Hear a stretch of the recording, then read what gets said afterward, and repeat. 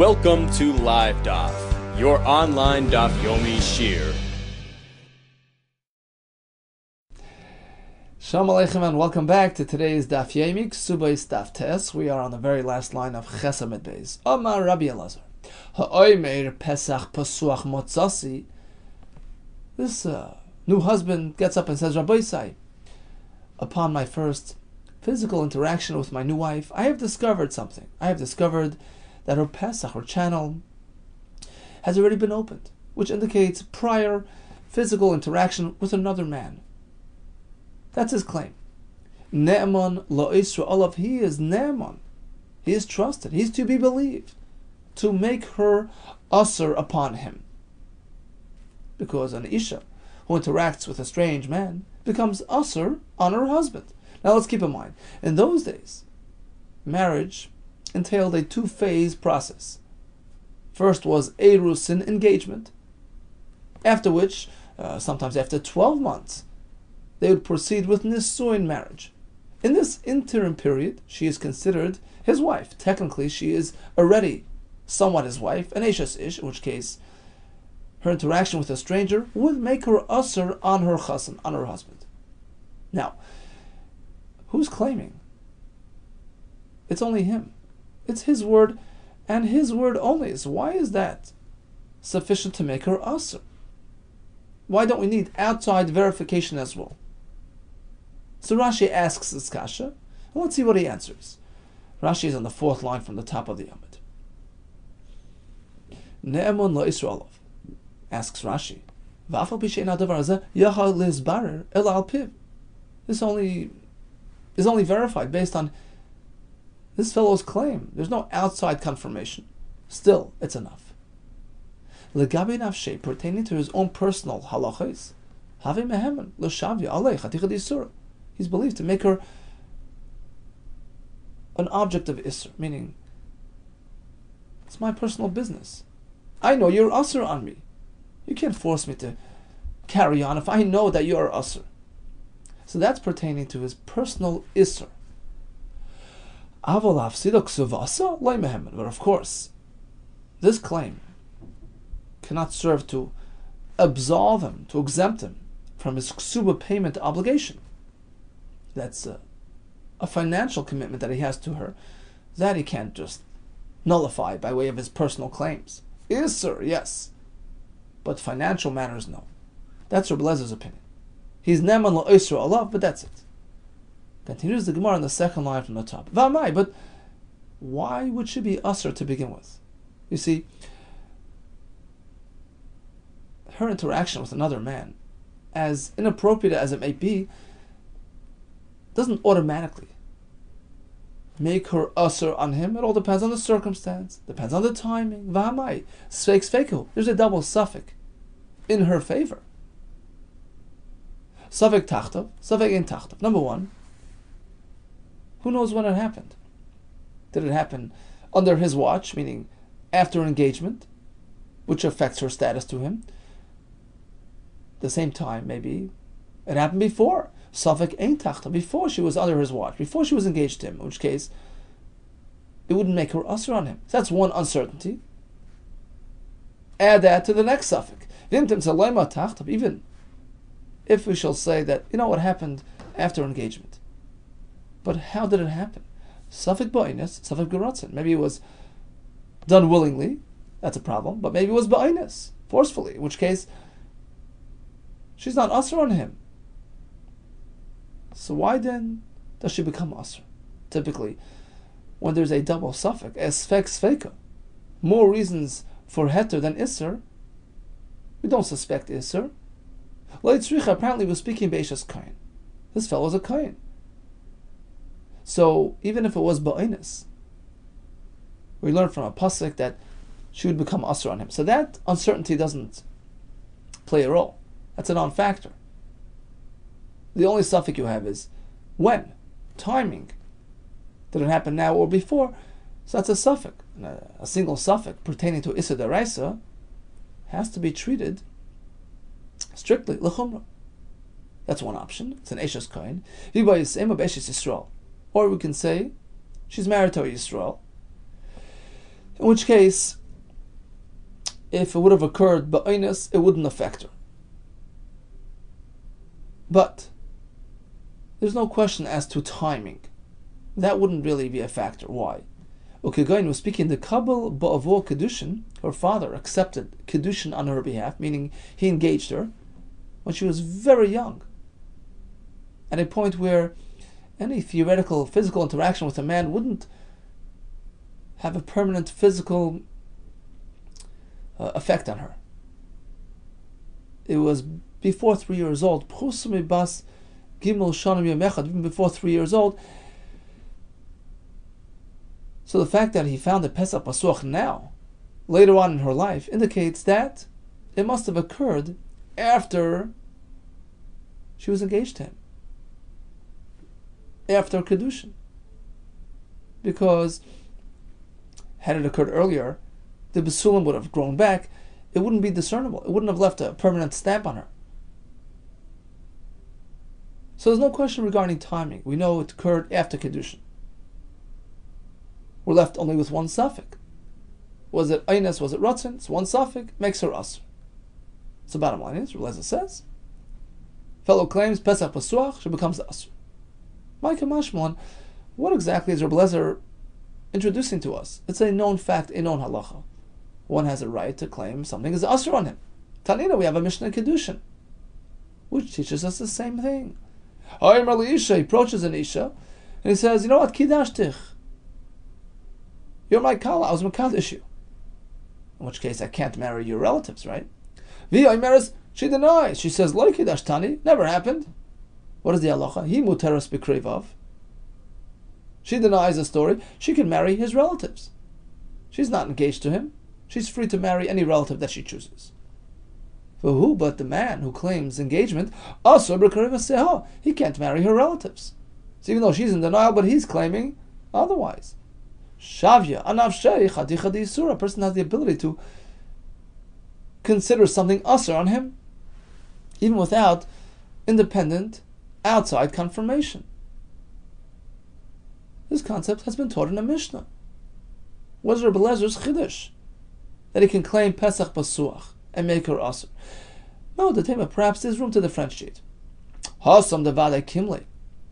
In the case of Kedushin, of course, he can make something usher. He knows what he did. He claims he was Makadish. It's a pretty straightforward act.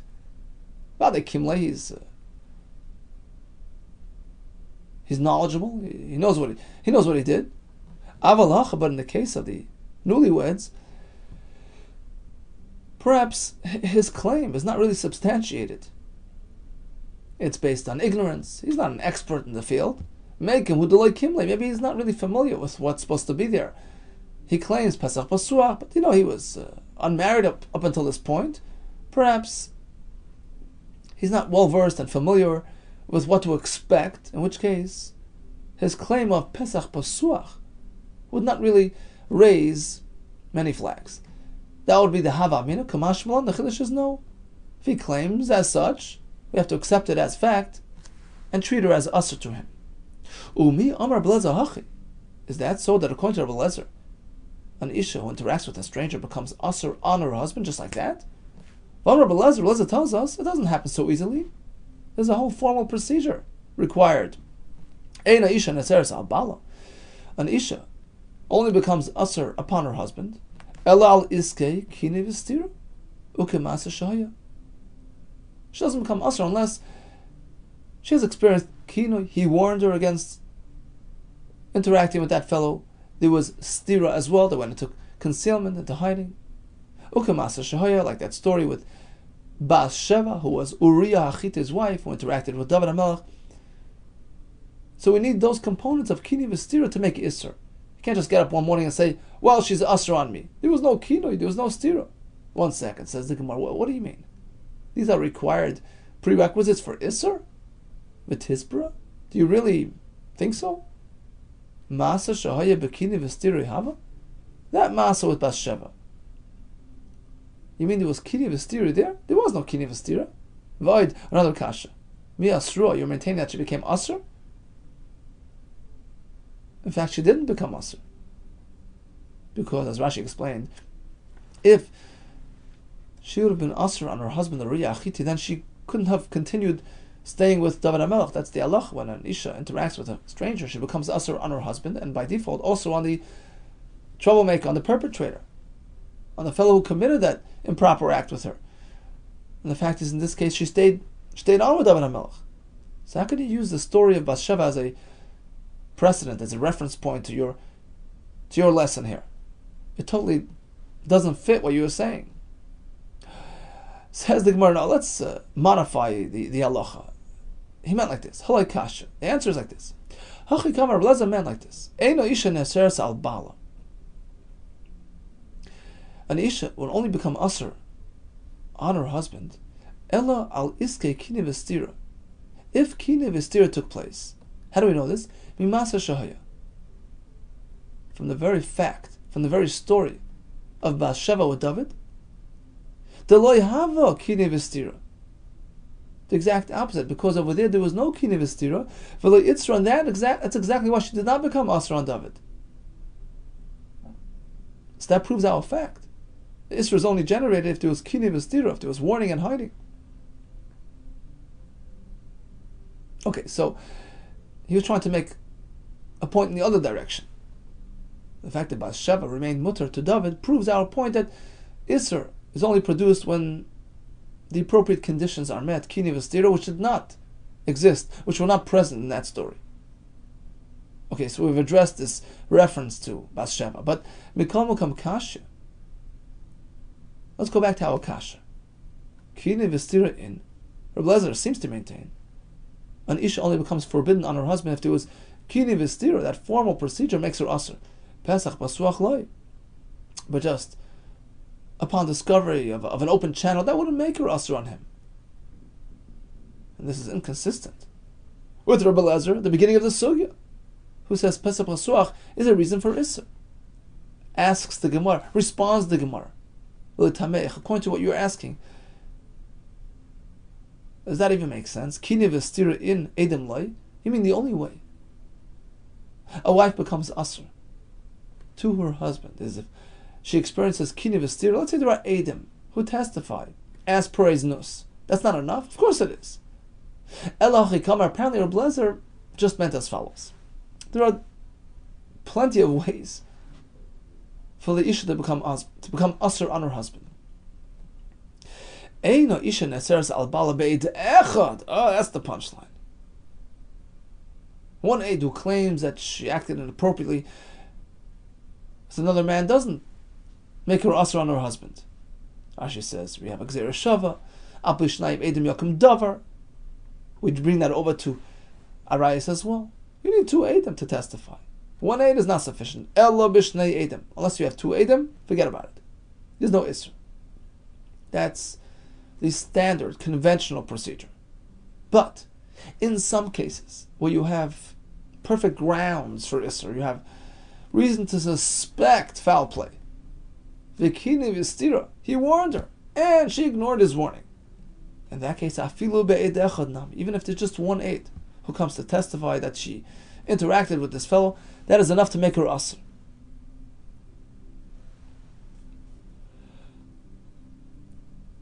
That's what Rabbi Yehuda was trying to tell us. When he said you need kine v'stira, he meant to support the eid echad, who's typically not enough to make isr. But if it's based on a substantial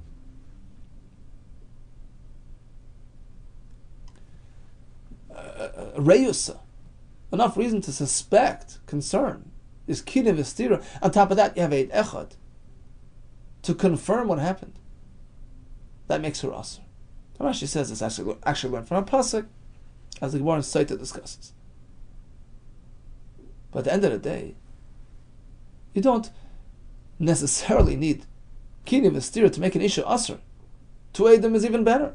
And likewise, says the Gemara, and this is going to be the terrace to our kasha. Pesach basuach kishnei edim dami. And certainly, discovering a Pesach basuach is tantamount to two edim. He claims with absolute certainty there's concern, there was inappropriateness. It's like two edim. It becomes a known established fact which makes her asr on him. Perhaps you'll ask, if so, when something is known and established, we treat it as fact, then Masa Shahaya, what about the story between Bathsheba and David HaMelech? Why was there no Isser there? Everybody knew about it. Two answers. Hasam Einas Hava. Firstly, it was an Einas. The king took her. It wasn't by her own choice. So therefore, there's no Isser to her husband, and likewise no Isser to David HaMelech. Another teretz would be, it turns out that retroactively, she was never married to a Uriah Achiti. A divorce has been activated between them. This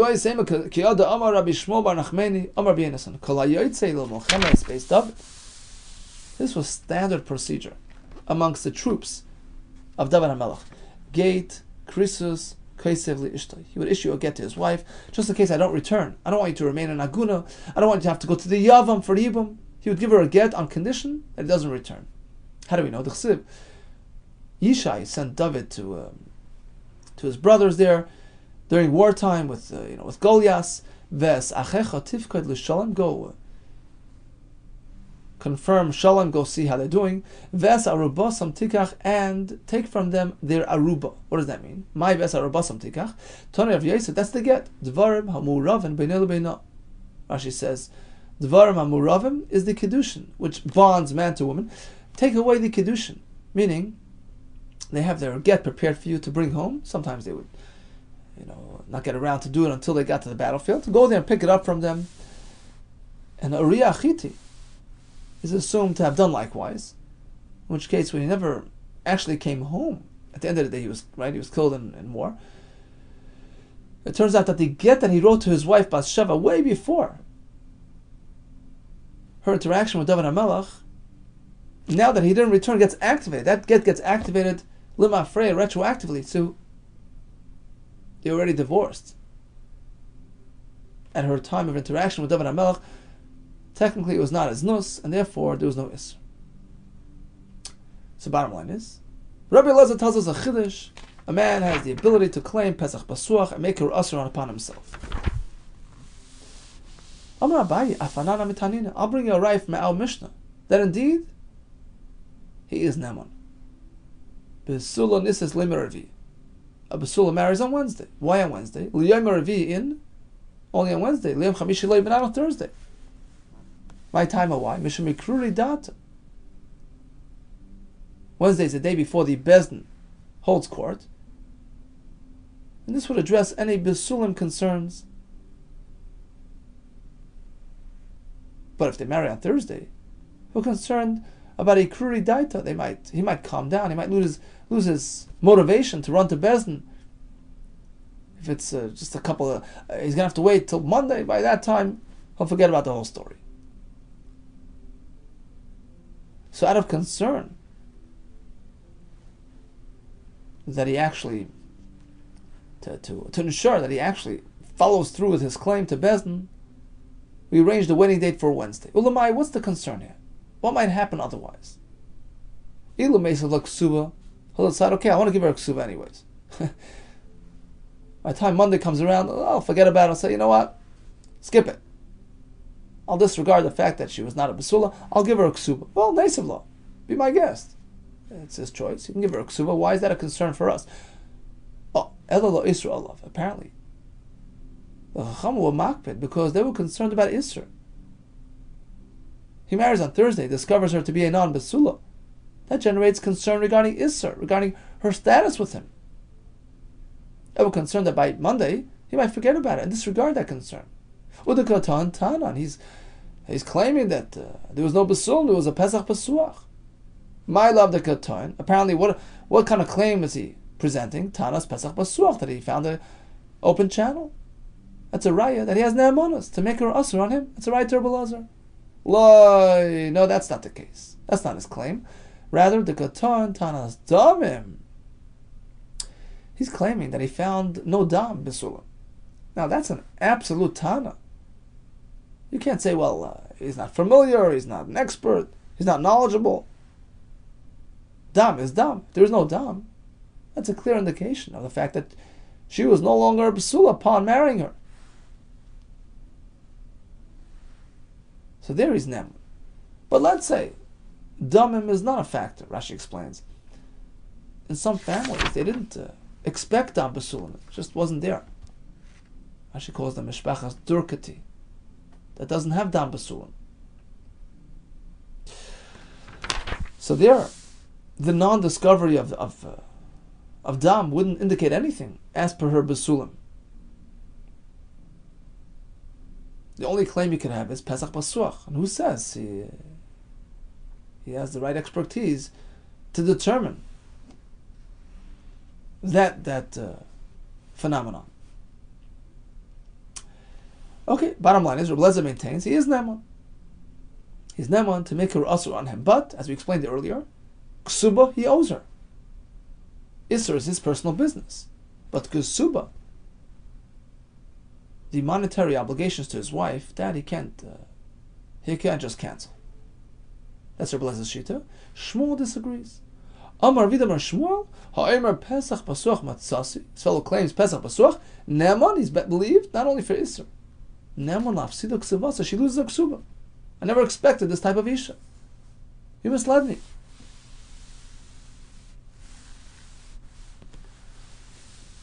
Not only did you mislead me, if she's asur on him, then he can't stay married with her. She doesn't deserve the ksuba. Amar Rav Yosef, my kemashmon, what's the chiddush? Of course he's patah from the ksuba tanina. Listen to the Mishnah. Ha'echel etzel chama v'Yehuda. If he chassan spends some time, he has a meal by his in-laws in the Yehuda section of Eretz Yisrael, where, as Rashi explains, they would encourage the chassan makala to spend time with each other, to warm up the relationship. So he would spend time there, and if it was shalei be'edim, without any witnesses at the scene, so you never know what happened between them. He can't come back later and say, well, she's not a basula, she misled me. Because of that interaction with her. So maybe he's the culprit. He can't claim that she is a non-basula. That's the Mishnah. Let's make it diuk. Yehuda, Huda matzi time. Only in the Yehuda territory, where they facilitated this type of interaction, he can't claim that she's not a basula.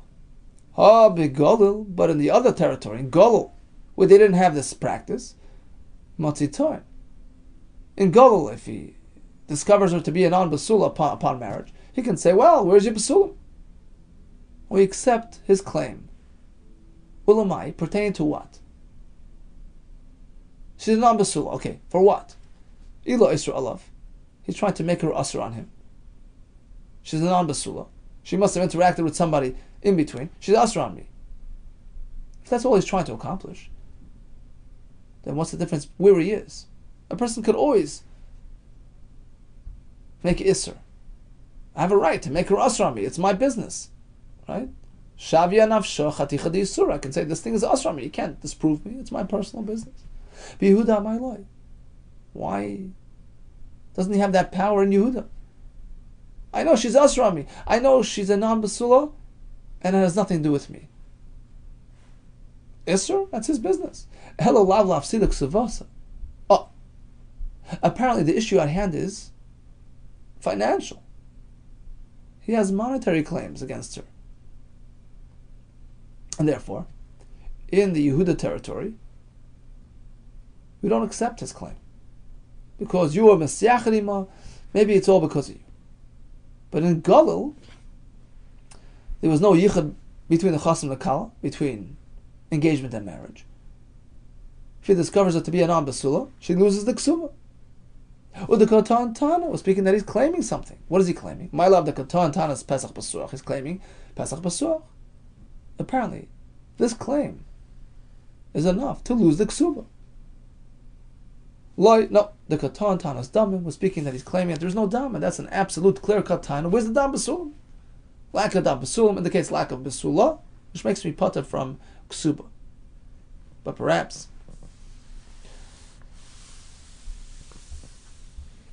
when it comes to Pesach Basuach, since you can't prove that, then you have no right to withholding ksuba payments. Tanas damim, yeah, that's provable. Where's the dam? Look, here's the cloth. There's no dam on it. So that's an absolute taina which makes him pata from ksuba as well. But pesach basuach, that's his own personal experience, his own personal claim. That's not enough. So bottom line is, Shmuel maintains it is enough, but we had no raya from we tried to prove it from the Mishnah, and we came up empty. Still, says the Gemara, Itmar, Amar Nachman, Amar Shmuel. Another quote from the same hand, Amar Shmuel, Mishum Rab Shimon Elazar, that he is Naman. Chachamim tiknu lehem levnei Yisrael b'sula masayim u'lalmana mana Chachamim u'masakin, that a b'sula gets 200 zuz by way of the ksuba commitment, and an almana only gets 100. So being that it's a takanas chazal, they set the rules. Vehim emenu. At the same time, they establish that we trust the husband. Shim amar pesach basuach matzasi neman. If he is to claim that she misled him, that her pesach is basuach, he married her as a basula, and he discovered her as a non-basula, he's neman even with respect to his ksuba commitments. So now the question is, fine, regarding Isser, that's his personal business. You can't force a person to proceed with something which is Asr in his mind. But why is he pater from ksuba payments without independent outside confirmation of the facts? In Cain, if that's the case, that you accept his claim as fact and he's pater from paying, what did the Chachamim accomplish b'takanasam when they established the ksuba? If a person could just wiggle out of it, Amar Rava, this is the answer. Chachamim understood a person's mentality. Why would he? Chazaka in adam tareach besuda mafsida. It's a chazaka. It's just it's so simple that a person wouldn't be tareach besuda, prepare his whole wedding, and all along scheming to divorce her. Ein adam tareach besuda. A person wouldn't be batriach, preparing this lavish wedding, umafsida, and just go and destroy everything that he did. If he dislikes her, he would just preempt the wedding to begin with. He wouldn't go marry and then claim an unsubstantiated, made-up claim and just get rid of her. So the fact that he's getting up and saying Pesach Basuach Matzasi, we have to give it credibility. And therefore he's Neman regarding his Isser and also regarding her Kesub. So the bottom line is, according to all opinions, if there's Tanas Damim, if there's meant to be Dam and there is no Dam, that's a clear-cut Raya which proves his claim. But in a case where Dam is not a factor, Mishpachas Durkati, who don't produce Dam Basulim, then the only thing we can go on is based on his claim of Pesach Basuach. Oh, is he Neman or not? He's certainly Neman to make her Asr on him. The Gemara says we're speaking about Eishes Kayin, or in a case where she was very young when she got engaged, in which case there's only one suffix. That is sufficient to make her Asr on him. Regarding the Chiv Ksuba, we have a Machlekes. Rabbi Yehuda maintains he has to still pay the Ksuba. Shmuel disagrees, and it's based on the mindset of Ein Adam Tareach Basuda Mafsida. Why would he just go scheme against her and lose his whole investment? The whole Suda that he just invested in, apparently there's some validity to his claim, in which case he's absolved from his Ksuba payments as well. Hatzlacha Rabba, and all the best.